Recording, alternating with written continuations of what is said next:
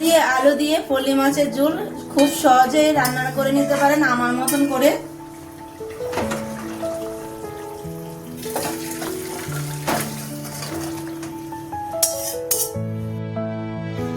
কি গো, ডাটা আলু নিয়ে দাঁড়িয়ে আছো? আর ডাটা আলু দিয়ে পলি মাছ রান্না করব। ফলি মাছ ডাটা আলু তো খাই নাকি? খেয়ে দেখবে, আচ্ছা খাইনি কি দেখবে, খেতে দারুণ হয়। তেল গরম হয়ে গেছে, দিলাম সাদা জিরে। তোমরা আমার মতন করে খেয়ে দেখবে ডাটা আলু দিয়ে পলি মাছের ঝোল। দিয়ে দিলাম আলু, ডাটা আলু।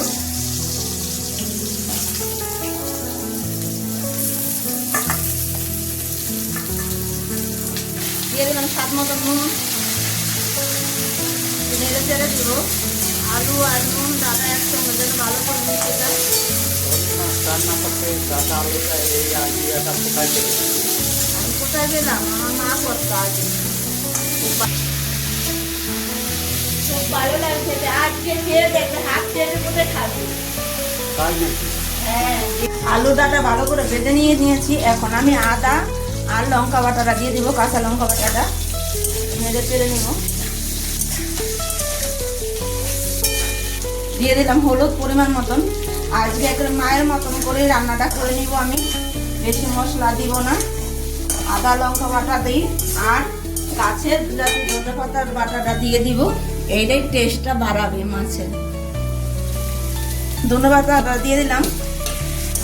ধনে পাতা কি বেটে নিয়েছো? হ্যাঁ, বিলাতি ধনে পাতাটা আমি বেটে নিয়ে এসেছি। বেটে নিলে একটু ভালো হয়, গ্যারামটা ভালো আসে।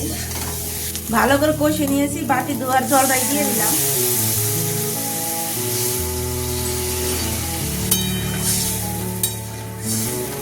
পরিমাণ মতন জল দিয়ে দিলাম। জলটা ফুটে উঠেছে, মাছগুলো আমি দিয়ে দিচ্ছি একে একে করে।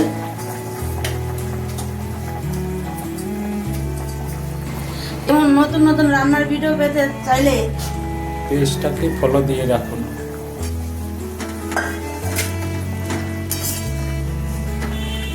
বাজার জিরে বাটাটা দিয়ে দিলাম। রান্না আমার পরে হয়ে গেছে, 1 মিনিট পর নামিয়ে দিব তরকারিটা।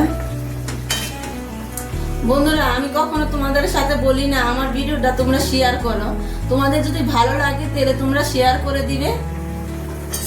আর আমি ঝোলটা একটু পাতলাই রাখবো, জ্যান্ত মাছের ফলি মাছের ঝোল ডাটাটা একটু পাতলা ঝোলই খেতে ভালো লাগে। দেখো আমি ঝোলটা কেমন পাতলা রেখে দিয়েছি। যদি আমাদের ভিডিও ভালো লাগে তাহলে প্লিজ শেয়ার করো। আমরা কখনো শেয়ার করতে বলি না। যদি তোমাদের ভালো লাগে তাহলেই শেয়ার করো। আমার রান্নাটা হয়ে গেছে, এখন আমি ঢেলে নিব। আজকের মতন এখানে শেষ করলাম ভিডিওটা। টাটা বন্ধুরা, জমে গেল। আরেকদিন আরেকটা নতুন রেসিপি নিয়ে আসবো তোমাদের